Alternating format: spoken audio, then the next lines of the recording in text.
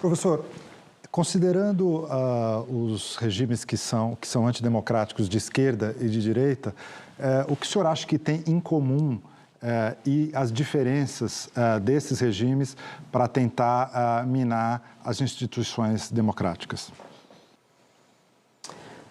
I think the most important point here is that authoritarianism doesn't have a political party. It doesn't have an ideological flavor.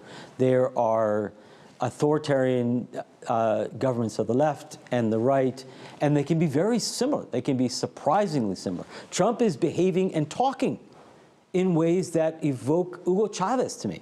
That sound a lot like Hugo Chavez. So for the most part, there's not a certain left-wing variant of authoritarianism or a right-wing variant of authoritarianism. It certainly is not true, as some people on the left and right say, that only the left is authoritarian or only the right is authoritarian. We have lots of good examples of authoritarians on both sides. I think there's an interesting change in recent years, though. For most of the 20th century, second half of the 20th century, left-wing authoritarianism was much more ideological. And it involved much greater efforts to really transform the state and really transform society. Leftist authoritarians were convinced that capitalism had sort of distorted the state and society, and you really needed to use authoritarian force to purge the state, purge civil society, and transform it. That was what underlied the Castro government. You saw a weaker effort of that in Nicaragua. You saw it with Chavismo. And what's interesting now is you're starting to see that in right-wing authoritarianism. The right is much more ideological, the far right, the extremist right, is much more ideological today than the left. Mm-hmm. The left, and we could talk about this more, I think has lost its program, has lost its ideology, for better or worse.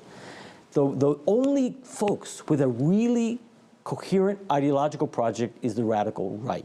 These guys think, crazily in my view, that the state and society, universities, social institutions have been captured by the Marxist left, or the woke left, as we say in the United States, and need to be purged through active, aggressive state intervention. And that's what the Trump administration is trying to do. That's why it's pummeling universities in the United States. That's why it's purging and weaponizing the state, because they really believe that they are purging the country of this sort of woke Marxist influence and bringing us back to some better day. So you're seeing right-wing authoritarians in the United States behaving like left-wing authoritarians used to several decades ago.